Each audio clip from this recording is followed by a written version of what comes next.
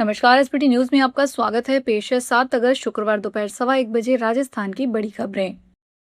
राजस्थान में आगामी निकाय और पंचायत चुनावों की तारीख और प्रक्रिया का चुनाव आयोग की अधिसूचना का इंतजार भले ही जारी हो, लेकिन यूडीएच राज्य मंत्री झावर सिंह खर्रा के एक बयान ने प्रदेश की राजनीति में सरगर्मी बढ़ा दी है।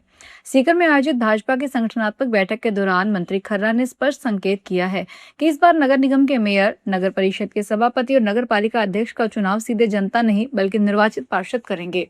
स्वायत्त शासन राज्य मंत्री के इस बयान को अब सरकार की आगामी चुनावी रणनीति और निकाय चुनाव व्यवस्था पर अंतिम मोहर के रूप में देखा जा रहा है। खरा ने कहा कि पहले जब चेयरमैन का सीधा चुनाव करवाया गया था तब कई जगह चेयरपर्सन और पार्षद अलग अलग विचारधारा के चुने गए। इसका नतीजा यह हुआ कि पूरे 5 साल तक बोर्डों में खींचतान चलती रही और विकास कार्य प्रभावित हुए। राजस्थान में गरीब परिवारों को बिजली बिल से राहत देने और सौर ऊर्जा के उपयोग को बढ़ावा देने के लिए भजनलाल सरकार बड़ा कदम उठाने जा रही है। योजना के तहत 15 अगस्त से पात्र गरीब उपभोक्ताओं के छत पर रूफटॉप सोलर प्लांट लगाने का काम शुरू होगा। सोलर प्लांट लगने के बाद लाभार्थी परिवारों को हर महीने 150 यूनिट तक मुफ्त बिजली मिलने का लाभ मिलेगा। योजना के पहले चरण में बीपीएल और अन्य पात्र परिवारों को शामिल किया जाएगा। इसके लिए संबंधित विभागों की ओर से लाभार्थियों का चयन करने और सोलर प्लांट लगाने की प्रक्रिया को अंतिम रूप दिया जा रहा है। पूर्वी राजस्थान में मानसून सक्रिय है। भरतपुर और धौलपुर में बारिश से सड़कें जलमग्न हो गई।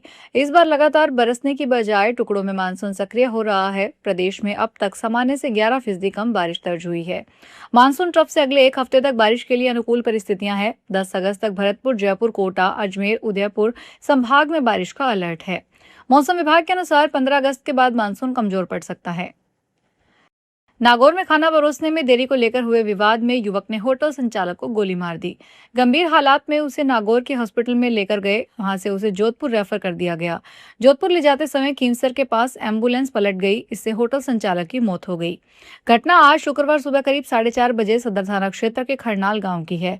पुलिस ने एसएफएल टीम के साथ मौके से सबूत जुटाए। पुलिस के अनुसार खरनाल गांव में नीलकंठ होटल में शुक्रवार अल सुबह एक युवक खाना खाने पहुंचे थे। खाना परोसने में देरी होने पर होटल संचालक रामकुमार और युवकों के बीच कहासुनी हो गई। भारतीय रिजर्व बैंक ने कमर्शियल बैंकों द्वारा लोन रिकवरी की प्रक्रिया को अधिक ट्रांसपेरेंट और जिम्मेदार बनाने के लिए एक नया व्यापक फ्रेमवर्क जारी किया है। इसमें रिकवरी एजेंटों के लिए सख्त नियम, उधार लेने वालों की सुरक्षा के बेहतर उपाय और टेक्नोलॉजी आधारित रिकवरी सिस्टम पर कड़ी निगरानी जैसे बदलाव शामिल हैं। ये नए नियम 1 जनवरी 2027 से लागू होंगे। आरबीआई ने रिकवरी एजेंसियों और एजेंटों के लिए भी नियम कड़े कर दिए हैं। बैंकों को एजेंसियों की नियुक्तियों से पहले उनकी पूरी जांच करनी होगी और समय समय पर रिकवरी एजेंटों का बैकग्राउंड वेरिफिकेशन करवाना होगा। पारदर्शिता बढ़ाने के लिए बैंकों को अपनी वेबसाइट पर अपनी लिस्ट में शामिल रिकवरी एजेंसियों की अपडेटेड लिस्ट पब्लिश करनी होगी। राजस्थान में आगामी नर्सिंग ऑफिसर और एएनएम भर्ती प्रक्रिया के नियमों को लेकर संविदा नर्सिंग कर्मियों का आक्रोश चरम पर पहुंच गया है। शुक्रवार को राजधानी जयपुर स्थित जयपुरिया अस्पताल परिसर में उस समय हड़कंप मच गया जब अपनी मांगों को लेकर 3 संविदा नर्सेज नेता परिसर में बनी पानी की टंकी पर चढ़ गए। आंदोलन का नेतृत्व कर रहे संविदा नर्सेज नेता विमल शर्मा, रोबिन शर्मा और आशा मीना पानी की टंकी पर चढ़कर सरकार के खिलाफ नारेबाजी करने लगे। राजस्थान के सीकर जिले में यात्रियों की सुरक्षा और यातायात नियमों की पालना सुनिश्चित करने के लिए जिला विधिक सेवा प्राधिकरण की ओर से एक बड़ी और सख्त कार्रवाई देखने को मिली। जिला विधिक सेवा प्राधिकरण की सचिव व जज शालिनी गोयल देर रात खुद पुलिस और परिवहन विभाग की टीम को साथ लेकर अचानक स्लीपर और लग्जरी बसों का औचक जांच करने के लिए सड़कों पर उतर आई।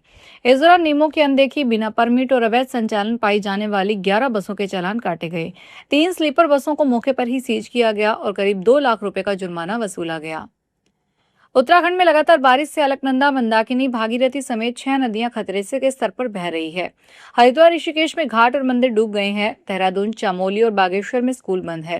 राज्य की 132 सड़कें और बद्रीनाथ, गंगोत्री, यमुनोत्री नेशनल हाईवे बंद किए गए हैं। उत्तर प्रदेश में भी लगातार बारिश से नदियां उफान पर है। फर्रुखाबाद में गंगा खतरे के निशान के करीब पहुंच गई। 33 गांवों और 40 सरकारी स्कूलों में बाढ़ का पानी घुस गया। बलिया में सरयू नदी में एक सप्ताह में अब तक 27 घर नदी में समा चुके हैं। राजस्थान सरकार ने राजकीय और राजमहल मेडिकल कॉलेजों में प्राचार्य एवं नियंत्रक के चयन और नियुक्ति संबंधी नियमों में संशोधन करते हुए नई व्यवस्था लागू कर दी है। संशोधित नियमों के अनुसार राज्य के सरकारी और राजमहल मेडिकल कॉलेज में कार्यरत राष्ट्रीय चिकित्सा आयोग के मानकों के लिए अनुरूप पात्र वरिष्ठ आचार्य, प्राचार्य और नियंत्रक पद के लिए आवेदन कर सकेंगे।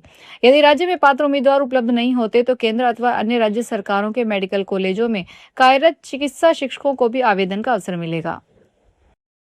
कस्टमर केयर का नंबर यूट्यूब से तलाशना एक युवक को भारी पड़ गया। ठग ने कस्टमर केयर कर्मचारी बनकर युवक से ओटीपी पूछा।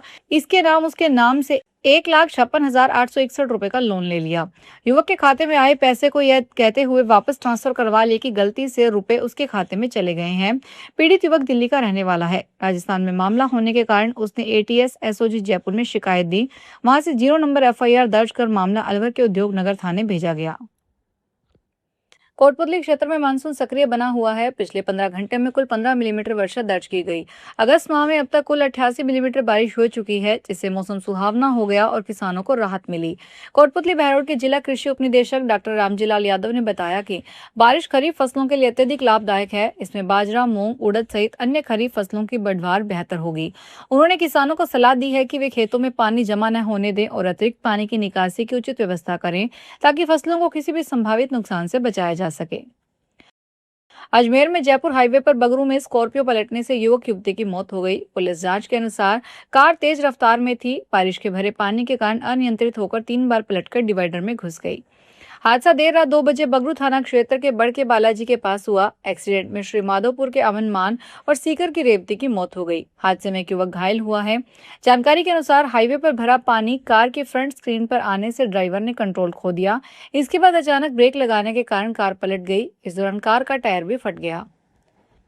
जयपुर में देर रात तेज बारिश का असर हवाई यातायात पर भी देखने को मिला। खराब मौसम और कम विजिबिलिटी के कारण इंडिगो की एक नियमित उड़ान और महाराष्ट्र के डिप्टी सीएम एकनाथ शिंदे का विशेष विमान जयपुर एयरपोर्ट पर लैंड नहीं कर सका। दोनों विमानों को दिल्ली डाइवर्ट करना पड़ा, जिससे पैसेंजर्स को घंटों की देरी का सामना करना पड़ा। परिस्थितियां अनुकूल नहीं होने पर विमान को दिल्ली डाइवर्ट करना पड़ा। इसके बाद यह फ्लाइट रात करीब 2:50 पर दिल्ली से जयपुर पहुंची। इस तरह सामान्य तौर पर करीब 1.25 घंटे में पूरा होने वाला सफर पैसेंजर्स के लिए लगभग 5 घंटे का हो गया।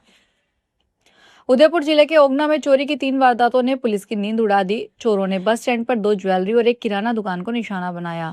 चोरों ने एक घर में घुसने की भी कोशिश की, मगर घर में सो रहे लोगों को जग जाने से चोर भाग गए।